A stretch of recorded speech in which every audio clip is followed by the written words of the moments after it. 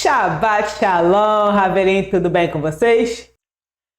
Bem, nós estamos de volta, graças ao Eterno por isso. De volta em que sentido, né? De volta com o estudo da Parashá da semana, né? Da porção da semana. E essa semana nós estivemos, né, estudando a Parashá Aharei Mot, que é depois da morte. Então, como de praxe, eu vou ler aqui o primeiro passuque dessa porção, que diz assim, está lá em Vaikra, Levítico 16, 1. E falou o Eterno a Moshe, depois de morrerem, os dois filhos de Aharon, quando se aproximou diante do Eterno e morreram. Então vou ler de novo, tá? E falou o Eterno a Moshe, depois de morrerem os dois filhos de Aharon, quando se aproximaram diante do Eterno e morreram. Bom, a Parashá, a Aharei Mot, ela está em Vaikra, né, Levítico, que vai do capítulo 16 até o 18, passuque 30, tá certo? Bom, se você é novo aqui no nosso canal, já de antemão, eu vou pedir para que você se inscreva no nosso canal, já deixa aí seu like, ative o sininho das notificações e já, claro, compartilhe aí com os seus amigos para que eles possam também ter acesso a esse conteúdo. Se você não me conhece, está aqui, meu nome é Radassa. Bem, eu sou uma das professoras, né? Sou Morá. Morá é professora aqui dentro da AI. E hoje nós vamos estar falando dessa Parashá, da Parashá Aharei Mot. E sim, eu acredito que você deve estar assustado, deve estar assustada. Como assim? Que blasfêmia é essa de dizer que Jesus não é o Messias? Sim, de fato ele não é. E eu vou provar para você aqui. Eu te peço, por gentileza, não vá embora e nem dê um dislike agora, ou não gostei agora. Ouça primeiro, participe primeiro, leia todos os versículos que nós iremos colocar aqui e você vai ver que eu não estou errada dentro da perspectiva que eu mostrarei para você e tenho certeza que você vai concordar comigo, tá certo? Só para deixar claro, tá? Aqui dentro da área, sim, nós acreditamos que o Mashiach já veio, não é nem que ele virá, nós acreditamos que ele já veio e que vai retornar, só para deixar claro. Vai passar na tela também, ao longo desse estudo, na verdade eu vou passar logo agora para a gente poder ficar focado e você também apenas no conteúdo que a gente vai falar. Então vamos lá, tá aí as nossas redes sociais. E eu peço encarecidamente que você depois, né, ou pode dar um pause agora no vídeo, faz isso, dá um pause aí, vai lá no Instagram e nos siga lá no Instagram. Se você quiser ter algum tipo de contato com a gente via WhatsApp, tá aí o nosso WhatsApp, tá também na tela a nossa chave Pix. Caso você queira enviar a sua tzedakah, será muitíssimo bem-vindo, vai ser muito útil para que a gente, eu e você, tá? Não é a gente aqui não, é a gente, eu e você, a gente continue propagando a mensagem do sagrado e levando ela para mais pessoas. Você também pode fazer uma tzedakah diferente, né? Na verdade, duas tzedakot diferentes. Tzedakot são plural de tzedakah. Você pode fazer duas tzedakot diferentes. A primeira é curtir esse vídeo, curtir nosso canal, seguir, né, o nosso canal. E o segundo, de fato, compartilhar com alguém e pedir para que esse amigo, 1, 2, 3, 5, 20, 100 mil dos seus amigos possam também compartilhar e curtir o nosso canal. Compartilhar o nosso conteúdo e curtir o nosso canal, tá certo? Dito isso, nós também temos aqui, caso você, algum familiar ou a sua comunidade precise, nós temos a Mente Clínica Renovada. E de fato vai ser um prazer te atender. Eu também atuo como psicanalista. Confesso que a minha agenda é um pouquinho apertada, mas nós temos uma equipe aqui de profissionais altamente capacitados para atendê-los. E também temos a AI Academy, onde nós temos cursos, livros, e-books, temos um material vasto para a sua elevação espiritual. E todos os cursos que você vê aqui, como a gente tem o Voltando à Origem, que agora só está Tem uma parte aqui no YouTube e a continuação é exclusiva na área de membros. Temos o curso que também já foi para o ar essa semana, saindo de Babilônia. Todos os nossos cursos, eles têm um diferencial, tá?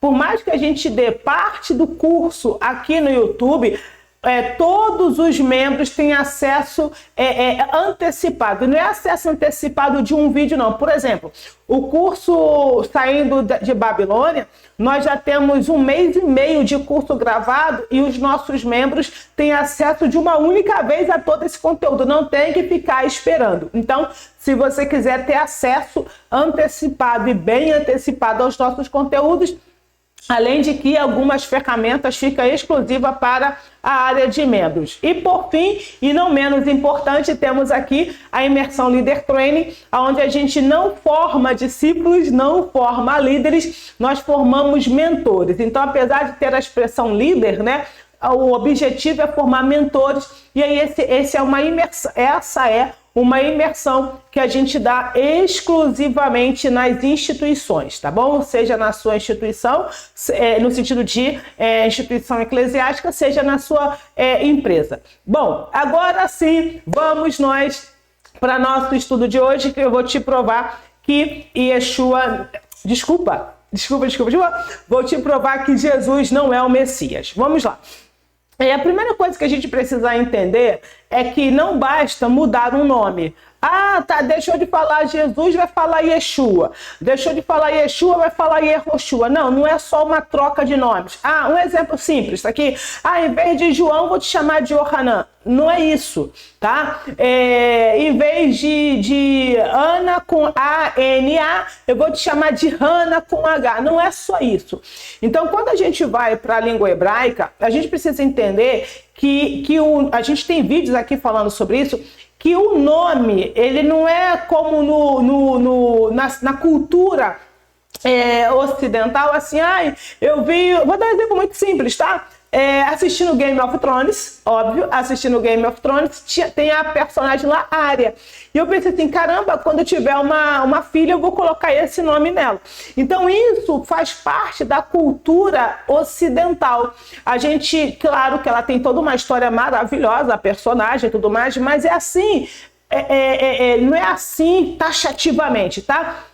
Mas geralmente é assim que a gente coloca os nomes, né? Nos nossos filhos, nas nossas empresas, nas nossas instituições. A gente acha o nome bonito, a gente vai lá e coloca. Em alguns casos tem uma história bonita, a gente vai lá e coloca. Quando a gente vai para a cultura oriental, especificamente a cultura judaica, isso é totalmente diferente. A gente coloca um nome porque o nome ele é uma mini profecia.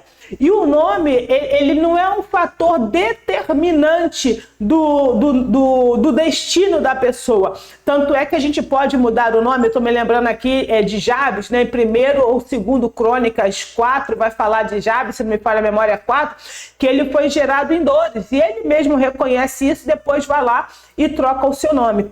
Tantos outros, como Avram, foi para Avraham e assim vai.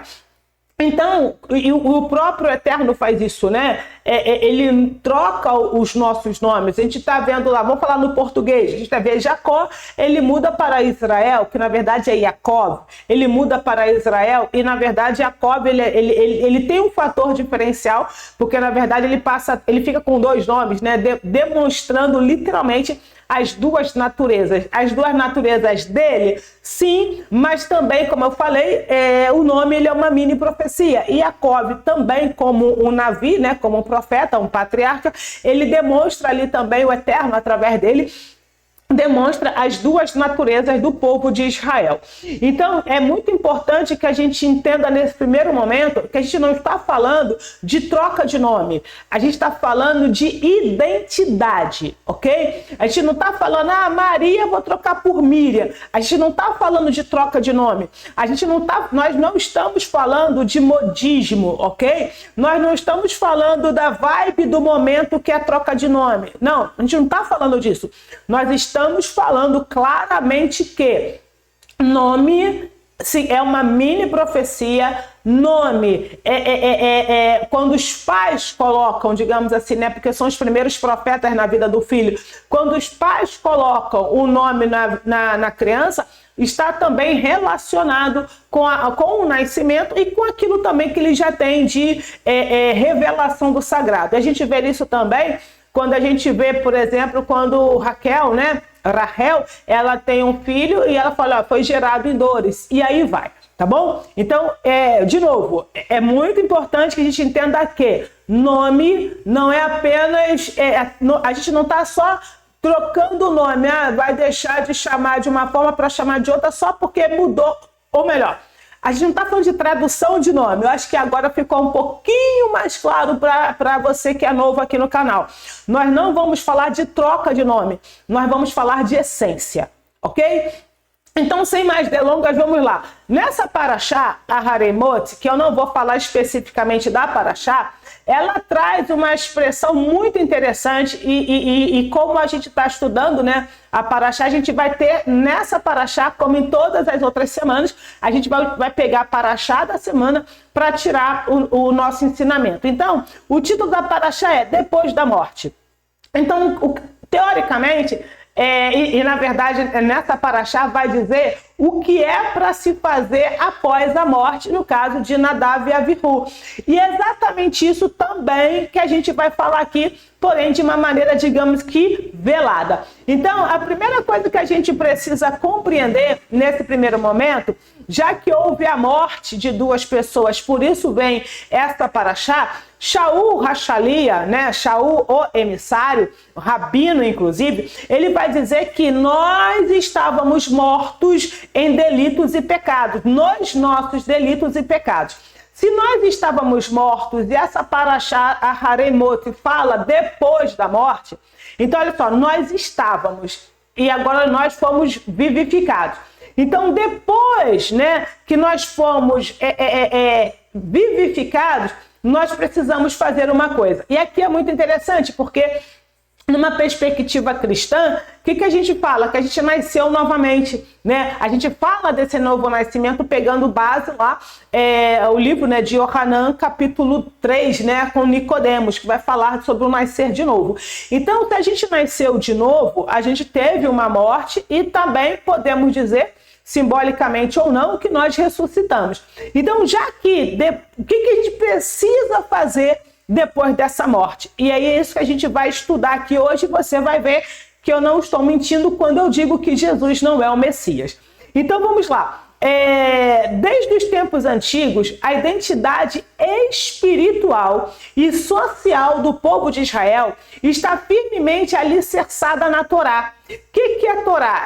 Eu vou sempre repetir isso daqui, por quê? Porque nós sempre temos pessoas novas, graças ao Sagrado, por isso no nosso canal. Torá significa o quê? Instruções para a vida, ou instruções do Eterno. Então, o que é a Torá do Eterno? São as instruções que ele deu, que estão contidas nos 5 primeiros livros da Bíblia, tá certo? Então, a Torá é o quê? No português, Gênesis, Êxodo, Levítico, Gênesis, Êxodo, Número, Levíticos e Deuteronômio. No hebraico é Bereshit, Shemot, Vaikra, Bamidbar e Devarim. Então, desculpa, pessoal, pelo barulho, eu espero que não tenha saído no áudio. Então, assim, isso é a Torá, os 5 primeiros livros da Bíblia. Então, isso não é apenas um código estático, ou seja, a Torá não é como um código estático, mas como uma expressão viva da vontade do Eterno. E detalhe, a gente vai ver isso nessa porção, da vontade eterna do Sagrado. Quando analisamos cuidadosamente os estatutos que o Eterno estabeleceu, como Hukot Olam, estatutos perpétuos, em especial nós temos algo que são o quê? As festividades bíblicas. Então nós vemos um fio condutor que não apenas atravessa toda a história de Israel, mas também chega com força total na vida e ministério do Mashiach e Yehoshua. E aqui, pessoal, eu vou fazer distinção mesmo de Jesus e de Yehoshua. Não vou nem falar Yeshua nesse estudo, para que a sua mente não vá para Jesus, tá? Então hoje eu só vou falar Yehoshua, ok? Só vou falar Yehoshua, que literalmente o nome dele, tá? No primeiro, antes mesmo, né? Antes mesmo do povo ser exilado para a Babilônia. Então o nome Yeshua passou a ser utilizado após o exílio de Babilônia. Está errado usar Yeshua? Não. Está errado utilizar Yehoshua? Ou melhor, está errado usar Yeshua? Não. Está mais certo usar Yehoshua? Eu vou dizer que sim, tá? Dentro do contexto Natsratim, tá? Qual é o contexto Natsratim? O contexto Natsratim é qual? É a gente trazer a palavra do sagrado na sua origem, antes de todas as, digamos que, distorções ou corrupções que houveram ao longo da história com as demais religiões, e aí vai. Então, assim, não significa que eu mesmo falo Yeshua, não está errado, tá? Mas é aquela questão assim, fica mais... eu gosto dessa expressão, tá? Fica mais melhor, tá? Fica mais melhor se você usar Yehoshua, desculpa. Fica mais melhor se você usar Yehoshua. É claro que eu sei que mais melhor tá errado, mas você também já entendeu que eu estou falando isso só a título didático. Fica melhor ainda, tá bom? Então vamos lá. Outra coisa que é importante mencionar aqui é quando a gente fala da história de Israel. A primeira coisa que eu tenho certeza que alguns de vocês pensaram o seguinte: tá ok, Radassa, já entendi, mas eu sou brasileira. Eu inclusive ouço essa objeção sempre. Eu sou brasileira, eu falo português, eu não sou judeu, eu não nasci em Judá, e aí o pessoal começa a vir com essas coisas todas. Então deixa eu dizer para você uma coisa. Se você já nos acompanha, aliás, você não nos acompanha porque quem nos acompanha já sabe, mas especificamente no curso Voltando à Origem, nós falamos sobre algo extremamente relevante. O que é ser Israel? Shaul vai falar que nem todos que são de Israel são israelitas, nem todos que são filhos de Abraão são da sua descendência. O que ele quer dizer com isso? Ele está falando de naturalidade, ele está falando de genética. Nem todo mundo que tem o DNA de Abraham é sua descendência. E nem todo mundo que nasce em Israel é israelita. Então, o que Shaul está falando? Que ser Israel e ser descendência de Abraham não está no seu DNA. Está no quê? Na sua tomada de consciência. Está na sua elevação da consciência e está também nas suas ações. Então, eu nasci no Brasil. Sim, no meu RG está lá escrito brasileira, mas eu sou israelita. Por quê? Porque eu tenho elevado o meu nível e meu estado de consciência e tenho tentado praticar o que Abraham praticou. E falando especificamente nesse sentido. Então, por isso sim, eu sou uma israelita, por isso sim, eu sou descendência de Abraham. Então, o Eterno ele faz uma aliança com o seu povo Israel. Ele não está falando de quem nasceu lá em Tel Aviv, né? Ele não está falando quem nasceu no estado de Israel, ele não está falando quem nasceu lá no Oriente Médio. Ou, enfim, ele está falando com o japonês, com a pessoa lá da Antártida. Ele está falando com as pessoas que tem como padrão de vida a sua Torá, tá certo? Então, ok, nesse estudo de hoje, a gente também vai ver que a história de Israel e o cumprimento da Torá tanto está interligado com o ministério do Mashiach e Yehoshua, também com os seus Talmidim e também com Shaul, conhecido como Paulo, tá? Então, nesse estudo, a gente vai abordar 3 tópicos primordiais para que a gente possa compreender. Então a gente vai mergulhar nas escrituras com profundidade para compreendermos 3 pilares fundamentais. O primeiro vai ser qual? O que são estatutos perpétuos e a sua aplicação nas festas bíblicas. 2. A ordem divina para que o rei e, por consequência, o Mashiach viva e legisle pela Torá. Então, aqui nesse ponto, eu vou te mostrar que Jesus não é o Messias. E 3, a confirmação dessa fidelidade na vida de Yehoshua e de seus talmidim, seus emissários, seus discípulos, revelando que o caminho da nova aliança, também conhecida como Brit Hadashah, jamais contradiz a Torá, mas a confirma e amplia a sua luz. Nessa Parashá, Aharemot, e é o versículo que a gente vai utilizar como referência, que está lá em 16:34, vai 16:34, diz assim: e isto vos será, vou falar devagar, e isto vos será. De que isto o Eterno está falando? Eu vou te falar daqui a pouquinho. Vos será por estatuto perpétuo, para fazer expiação pelos filhos de Israel por todos os seus pecados, uma vez por ano. Então, pessoal, olha só. Vamos começar daqui, tá? Vamos falar especificamente da Torá, dessa expressão. Vamos falar bem devagarzinho, no sentido de análise sintática do texto. Primeira coisa, o sagrado diz que alguma coisa, alguma situação vai ser um estatuto perpétuo.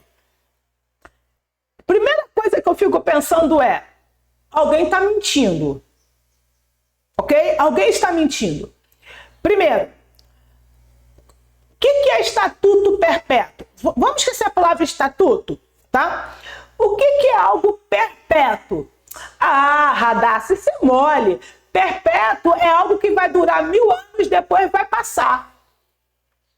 Não, alguém se levanta. Não. Perpétuo é algo que vai durar até a Radassa chegar na presidência da República.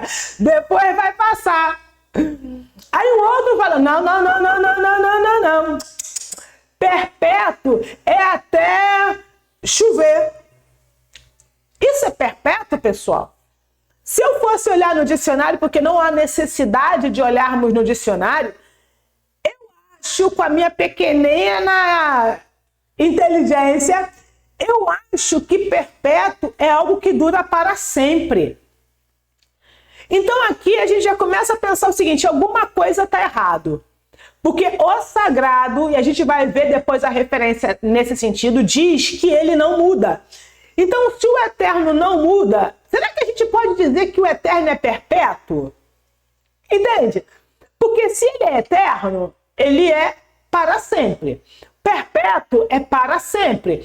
Perpétuo não tem prazo para terminar, porque perpétuo não tem prazo de validade. Então, o eterno está dizendo que existe algo que vai ser estatuto.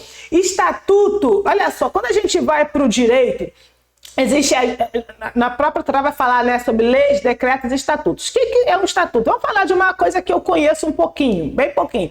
É o estatuto da criança e do adolescente. Tem o estatuto do idoso. Mas calma aí, para que existe estatuto se já existe a Constituição, falando do Brasil, já existe a nossa Constituição? Porque o estatuto serve para, por exemplo, preservar uma minoria.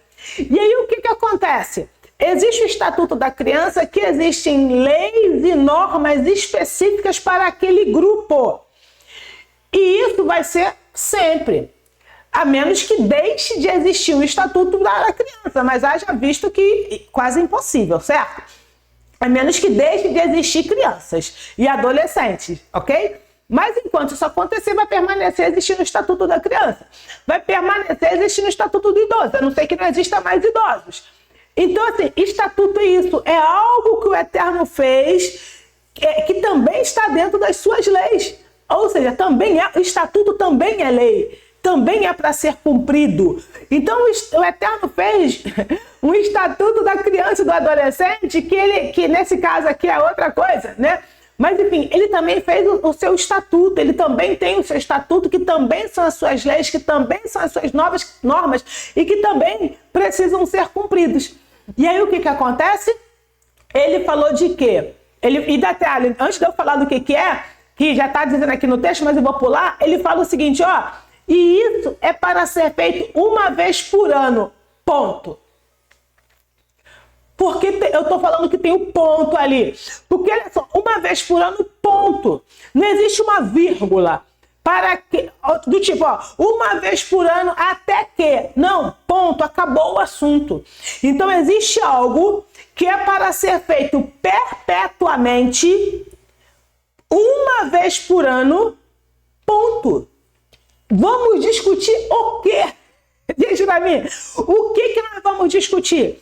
Então, o que o Eterno disse que era para ser um estatuto perpétuo, que era para ser feito uma vez por ano pelos filhos de Israel? Ele está falando do Yom Kippur.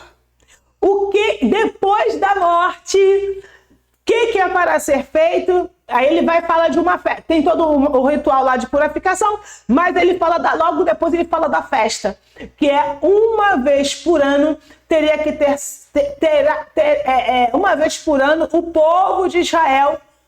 De novo, quem é Israel? Quem nasce numa cidade, num país, num país, ou melhor, quem é Israel? Quem nasce num país ou que tem um nível de consciência elevado e que cumpre Torá e Mitzvot? Eu não vou responder essa, ok? Então, o Eterno está falando assim, olha, o meu povo, ele precisa cumprir esta festa que a gente também chama de Moed, que é um tempo apontado, essa festa, esse Hag é festa, ele precisa cumprir essa festa que é Yom Kippur. E a Yom Kippur é o único. Yom Kippur é o único jejum estabelecido pelo sagrado. Opa, Radassa, acabei de te pegar. Lá em Zacarias, Zechariah, vai falar do jejum do 4º mês, do 5º mês, do 7º mês e do 10º mês. Haha, te peguei. Desculpa, pessoal, quase pegadinha do malandro, né? Pessoal, o jejum do 4º mês, do 5º mês, do 10º... Jejum do 4º mês, do 5º mês, do 7º mês e do 10º mês foi um jejum instituído pelos nossos sábios, porque está ligado a fatos trágicos que aconteceram com o povo de Israel, como o exílio e a queda do primeiro e do segundo templo. Então, esse jejum foi instituído pelos sábios. Eu já fiz isso quando eu era pastora, falar, pessoal, olha só, dia 2 de novembro, nós vamos ter aqui o dia do jejum da adoração. Eu instituí isso, como outras igrejas também fazem um dia lá do jejum de adoração. Como eu brinco, né? Eu sou a louca dos jejuns, eu adoro fazer jejum. Agora, uma coisa eu faço jejum 364 dias do ano. Porém, no dia de Yom Kippur, eu não faço. O que isso significa? Que eu transgredi.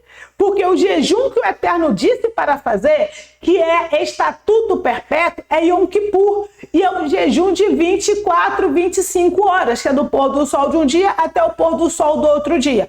Então, foi o Eterno que determinou isso como estatuto perpétuo.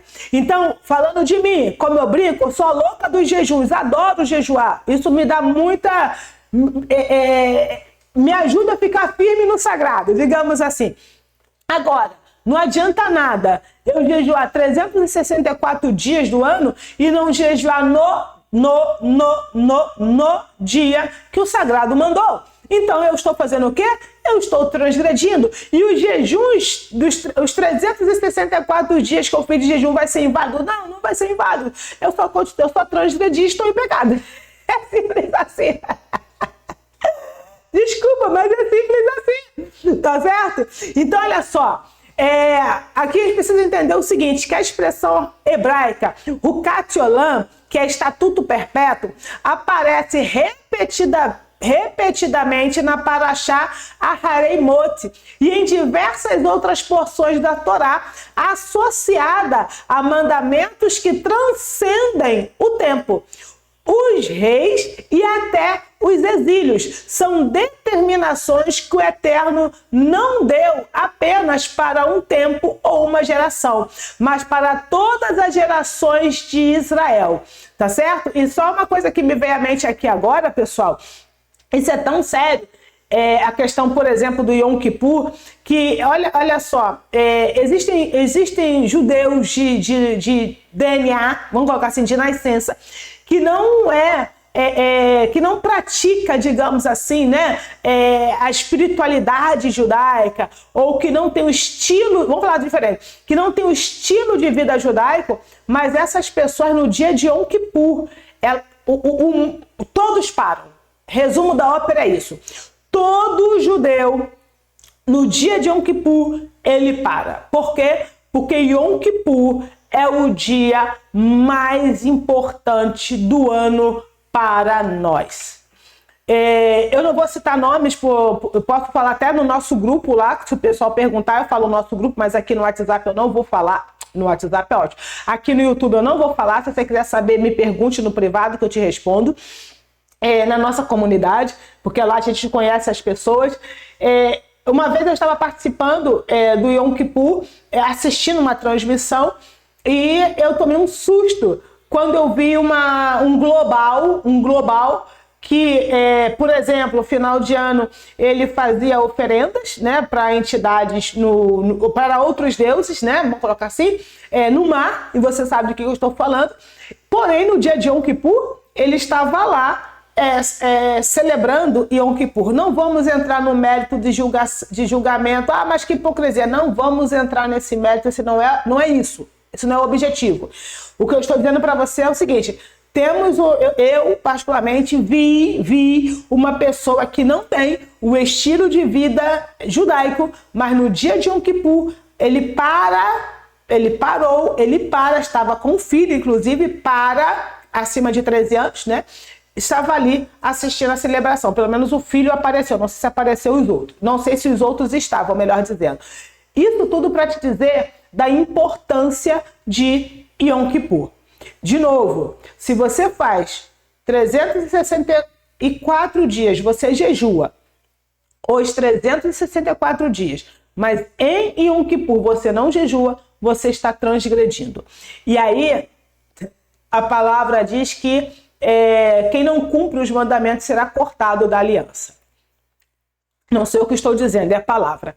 Bom, existe uma outra expressão aqui para um outro texto, agora em outro passuque, né, de Vaikra, Vaikra 23:14, né, Levítico 23:14, que diz assim: estatuto perpétuo nas vossas gerações, em todas as vossas habitações. Nesse contexto aqui de Vaikra 23, ele está falando de quê? Da festa de Matzot, que é a festa dos pães asmos, que como que funciona? A gente tem Pessa, logo depois de Pessa a gente tem a festa de Matzot.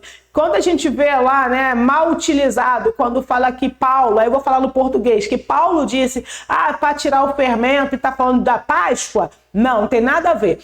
Sim, no Pessa a gente tira o fermento da nossa casa e ficamos 7 dias sem comer fermento, e a gente come matzá. Tem até um vídeo lá que eu fiz no Stories, já deve ter saído com certeza, não sei se eu deixei no feed, desculpa, não lembro.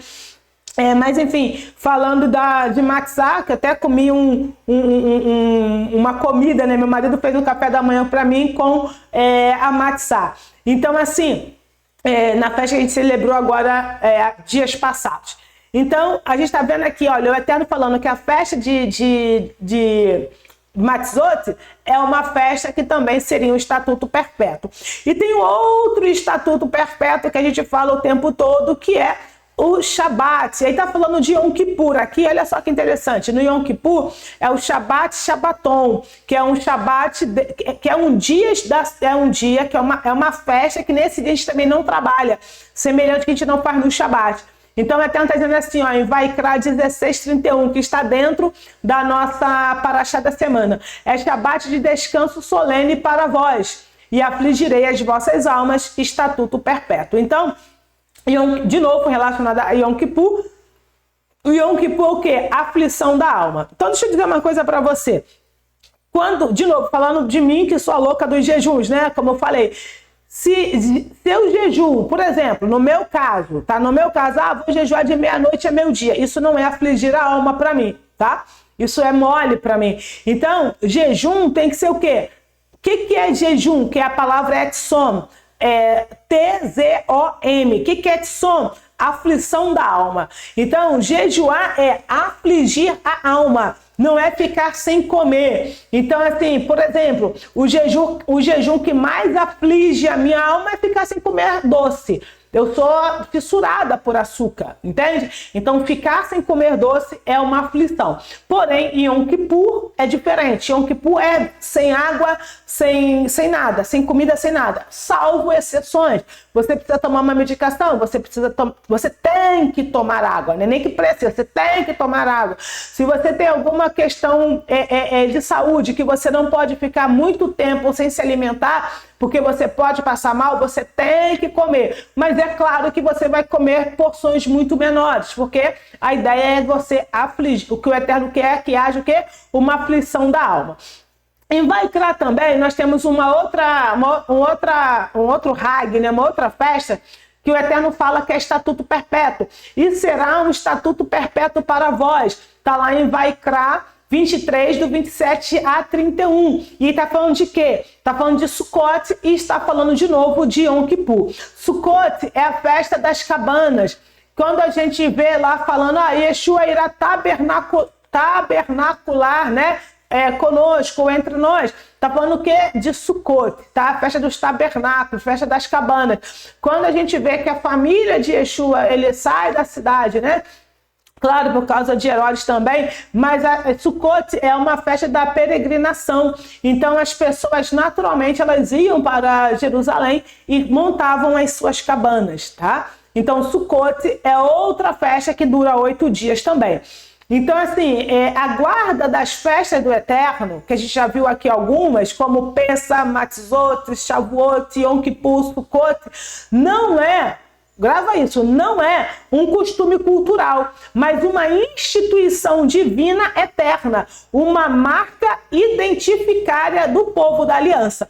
E é curioso que, falando, por exemplo, do Shabat, o Eterno fala lá no Salmo, né, Terquilim 90, se não me falha a memória, ele fala que o Shabat é um sinal da aliança dele com o seu povo e, consequentemente, do seu povo com ele. Então, por exemplo, quando a gente vê uma pessoa com aliança no dedo, a gente consegue identificar se aquela pessoa ela é noiva ou ela é casada, falando no contexto brasileiro, certo? Então, assim, no contexto israelita, por exemplo, dependendo da cultura, tá? Dependendo da cultura, a gente vai conseguir fazer essa identificação se a mulher está chamada de tsui, né? Tsui, que é um lenço na cabeça ou não, tá? Ou qualquer cobertura na cabeça. A gente consegue identificar se a pessoa é um homem, né? Se ele é um israelita ou não, se ele tem um kippar na cabeça.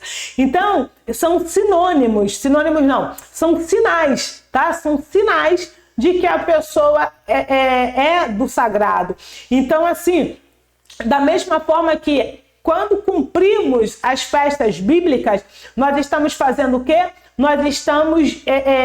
isso é um sinal que o Eterno deu da sua aliança com o seu povo. Então, o povo que é aliançado com o sagrado cumpre as festas bíblicas. E aí aqui, o primeiro prenúnciozinho que eu estou te mostrando que Jesus não é o Messias. Por quê? Porque, segundo a tradição da religião ocidental, né, que eu não vou mencionar nomes, e aqui, ó, pessoal, por favor, a ideia não é agredir ninguém, tá? Por favor, a ideia não é agredir ninguém, muito pelo contrário. A ideia é te mostrar que você, com certeza absoluta, pode, de fato, tá? Na essência da palavra, ser um talmide de Yeshua. Na essência, de novo, de Yehoshua. De novo, a gente não está falando de tradução de nomes, a gente está falando de essência. Tá certo? Então, na tradição da religião ocidental tradicional, Jesus, o que Jesus fez? Aboliu as festas. Jesus aboliu as festas. Então, alguém está mentindo. Eu vou ficar também com essa outra pergunta, essa outra indagação aqui, tá? Poxa vida, o sagrado diz que a festa ela é perpétua. Aí vem Jesus e abole. A quem eu devo obedecer? Ao sagrado ou a Jesus? Aí a gente vai ver que Yehoshua, ele cumpriu as festas. Aí a gente vai ver aqui agora. Vamos lá. A Torá do rei, olha só, existe uma mitzvah lá em Devarim, que é Devarim 17, do 18 ao 20. Eu vou pegar a sua parte que é interessante para a gente aqui, mas você deve ler todas essas referências, por favor, você tem que ler mesmo, tá? Leia essas referências, que diz assim: e escreverá para si uma cópia desta Torá.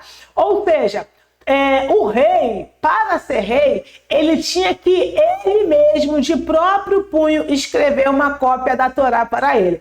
E aí a gente vai poder passear muito nessa expressão. O rei, ele era um escriba.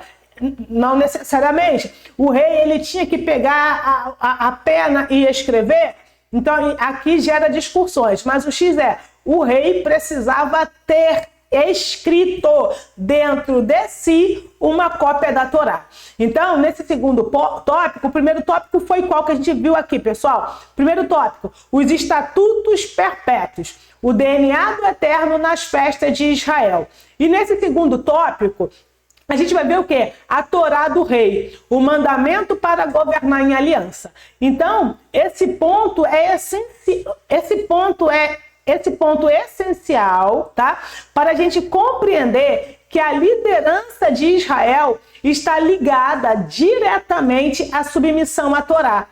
Então, não existe rei, no sentido pleno da palavra, não existe um Mashiach, no sentido pleno da palavra, se ele não estiver submisso à Torá do sagrado. Não existe. Então, o Eterno deixou claro que qualquer rei que governasse sobre o seu povo deveria escrever uma Torá de próprio punho e usá-la como fundamento da sua vida e decisão. Então, assim, se eu sou o rei, o Eterno me deu um mandamento. Vamos falar assim, uma mitzvah. Mitzvah é mandamento. O Eterno me deu uma mitzvah. O Eterno me deu um mandamento. Que mandamento é esse? Escrever uma Torá, ou seja, os 5 primeiros livros da Bíblia, eu deveria escrever de próprio punho e usá-la como fundamento da minha vida e das minhas decisões. Então o rei não poderia... Vamos dar um exemplo aqui, tá, pessoal? Quando a gente tem um advogado brasileiro, ele não pode pegar a Constituição do Japão e vir aqui diante de um juiz brasileiro para me defender com a legislação do Japão. Vai funcionar? Diz para mim. É óbvio que não. Ele tem que legislar segundo a Torá do meu país, certo? Então, é isso que o Eterno está dizendo para o rei. Se você quer ser um rei, se você quer ser um Mashiach, se você quer ser a Yeshua, Yeshua é salvação, se você quer ser a Yeshua, se você quer trazer a minha salvação, você precisa fazer isso de que forma? Você, primeiro, precisa escrever uma Torá de próprio punho. E depois, você deve usá-la como fundamento para a sua vida e para as suas tomadas de decisões. Esse mandamento é essencial para compreendermos a missão de quem? De Jesus? Do Messias Jesus? Não. Esse fundamento é fundamental para compreendermos a missão do Mashiach ben David. O Mashiach, filho do rei Davi. Pois se ele é o rei prometido, se o Mashiach ben Davi é o rei prometido, o Mashiach ben Davi precisa cumprir e ensinar toda a Torá. E aí a gente tem o próprio Mashiach ben Davi dizendo que Matitiarro, Mateus 5, 17, né? 17. Eu não vim para abolir a Torá, mas torná-la plena, que é ensinar vocês a cumprir. Então, E Yeshayahu também vai dizer, pegando uma referência lá no Navi, ele diz, porque de Sion sairá a Torá e a palavra do Eterno de Jerusalém. Então, é isso que o Mashiach teria que fazer, legislar. O Mashiach ben Davi, ele teria que ter a sua vida pautada na Torá, legislar segundo a Torá e, óbvio, ter a Torá, escrever a Torá para si. Mas, como diz os nossos sábios, ele é a própria Torá, tá? Então, aqui a gente está vendo o quê? O que o Mashiach deveria? O que o Mashiach ben Davi, para ser o rei, o Mashiach de Israel, para redimir o povo do sagrado, o que ele precisava fazer? Primeiro, ser submisso à Torá. 2, governar com temor, segundo a Torá. 3, ensinar os mandamentos e estatutos ao povo. 4, jamais ensinar algo fora ou contra a vontade revelada do Eterno. Então, esta é a prova cabal, digamos assim, que ainda não acabou, vai ter mais. Essa é a prova cabal de que Jesus, o Messias, que Jesus não é o Messias. Essa é a prova que Jesus não é o Redentor de Israel. Por quê? Porque Jesus, o que ele fez? Deixa eu só endireitar aqui minha câmera. O que Jesus fez? Ele simplesmente aboliu a Torá. E o que o Eterno disse? O que o Eterno disse? Eu vou repetir aqui. O que o Messias tinha que fazer? Ser submisso à Torá, governar com temor, ensinar os mandamentos e estatutos e jamais ensinar algo fora ou contra a vontade do Eterno. Então, Yeshua diz que as festas foram abolidas e Jesus ensina o quê? A não cumprir as festas. Porém, o Eterno disse que as festas, por exemplo, as festas, é um estatuto perpétuo. Aí cabe aqui a pergunta, a quem a Hadassah quer obedecer? A Jesus, que manda não cumprir Torá e Mitzvot, que fala para não guardar Shabat, que é estatuto perpétuo, que fala para não celebrar as festas, que fala para não celebrar Yom Kippur, que fala para não celebrar Sukkot, Shavuot, entre outras, fala para não celebrar Pessa da forma que Pessa é feito. Eu devo seguir Jesus, que diz para mim não fazer isso? Ou eu devo seguir ao sagrado, que diz que isso tudo é estatuto perpétuo? 3. O Mashiach fiel à Torá e à prática dos Talmidim. Então agora a gente vai ver o seguinte, que Yehoshua, tá? Só para a gente poder fazer diferente, Yehoshua, a gente vai ver que Yehoshua, ele cumpriu a Torá e ele ensinou, se lembra? Que ele deveria ensinar os mandamentos e estatutos ao povo. Ele ensinou os seus talmidim, os seus discípulos, a cumprir a Torá. E aí, só um detalhe aqui interessante, que lá em Tehillim 119, 142 diz: tua Torá é justiça eterna. Ou seja, se é para ser justo, a justiça só vem de um lugar, da Torá. E a Torá é eterna. E aí, de novo, pessoal, a gente já sabe que eterno a gente já sabe que eterno e perpétuo tem o mesmo significado. São palavras sinônimas. Então, a Torá, ela é eterna. Então, Yeshua, ou melhor, Yehoshua. Yehoshua celebrou as festas do Eterno. A gente vai ver ele celebrando Pessa. E aí, eu não vou ler todas as referências porque são várias, tá? Então, você vai anotar todas elas e você vai ler. Por favor, faça isso. E Yehoshua celebrou as festas do Eterno. Ele celebrou Pessa, Matitiarro, né? Toledot Yehoshua, Matitiarro, 26:17. Ele celebrou Sukkot, Yedut HaTalmid HaHaruvi, que é Yohanan 7, 2 e 14. Ele celebrou, deixa eu voltar. Por que a gente fala Toledot Yehoshua, que está falando do popularmente Mateus? Porque Yedut Hatalmid Hahahuv, que significa o testemunho do discípulo amado, que é popularmente chamado de João, que bem específico, o livro de João não foi escrito pelo Talmid Yohanan, tá? Porque o discípulo, esse livro foi escrito pelo discípulo amado. Quem é o discípulo amado? O discípulo amado é Lazar. Quem é que... mestre, aquele a quem tu ama. Então, a referência que ele faz específico de quem a ama, está falando no português, está falando de Lázaro. Então, a gente tem provas de que o livro popularmente chamado de João foi escrito por Lazar, que também era um rabino, tá? Então, a gente usa os nomes no original sempre que possível. Shavuot, tá?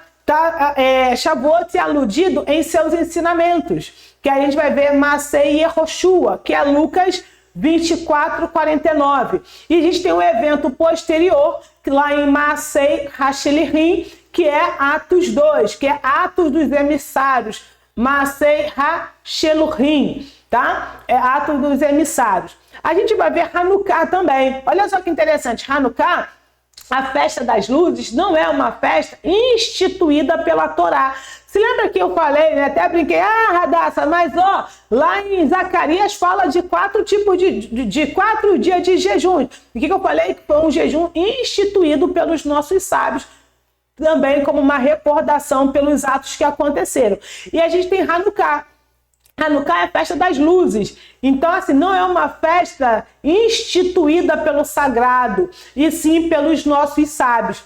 Porém, Yehoshua compareceu a essa festa que está lá no livro, né, de Yohanan 10:22, indicando que valorizava, tá? Isso é um indício de que Yeshua valorizava os marcos espirituais do povo. Isso agora a gente viu o quê? A gente viu Yehoshua fazendo. Agora a gente vai ver o quê? A gente vai ver os discípulos fazendo.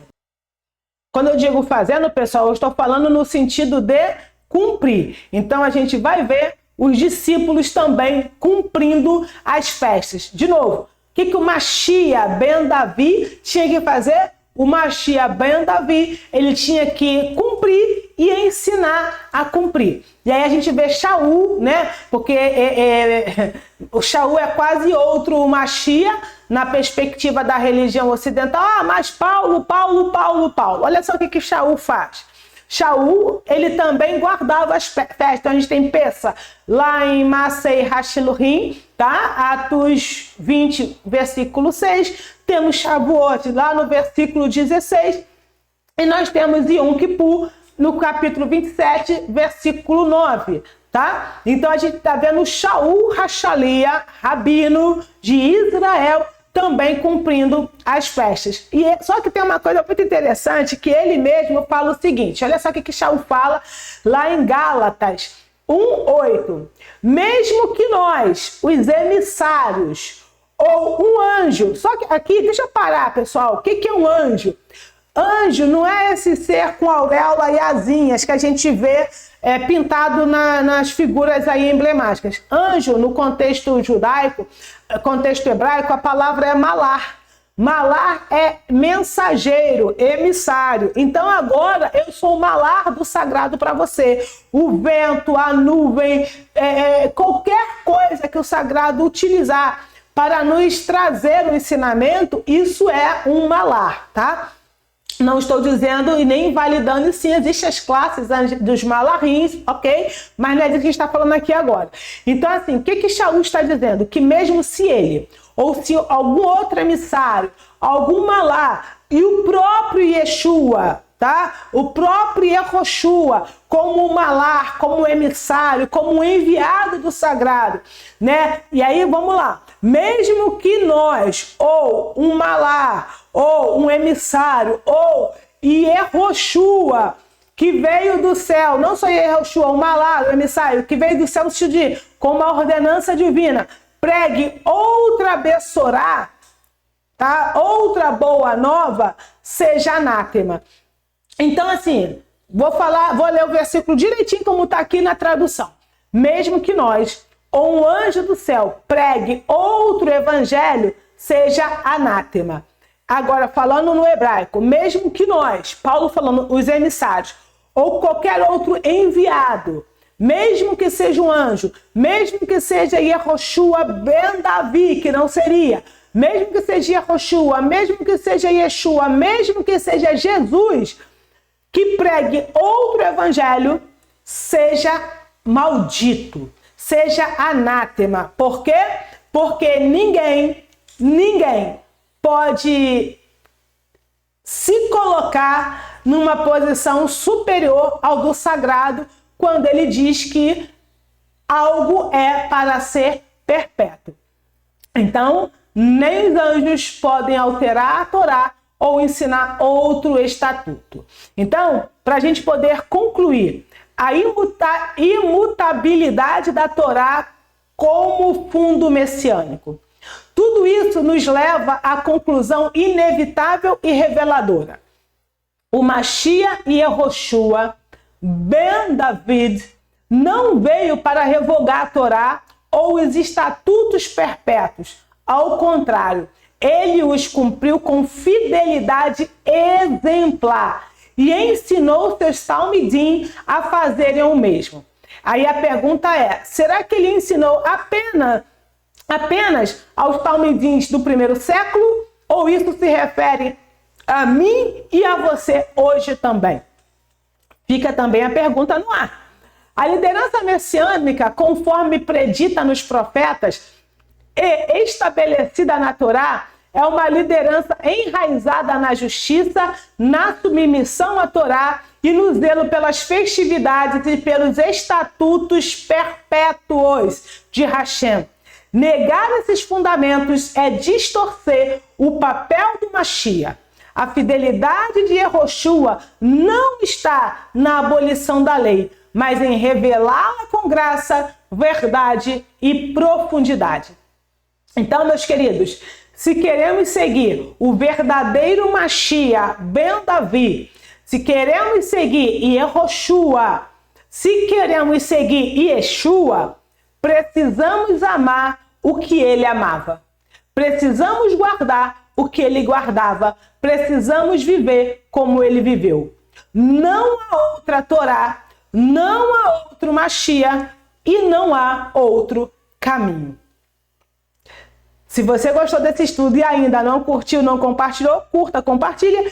Fique à vontade de deixar os seus comentários. E se você quiser discutir mais sobre esse assunto, tem aqui, né? Seja membro, será um prazer ter você como membro da nossa AIN e compartilhar internamente outros assuntos com você. Shalom, shalom, lehitraot e Shabbat shalom.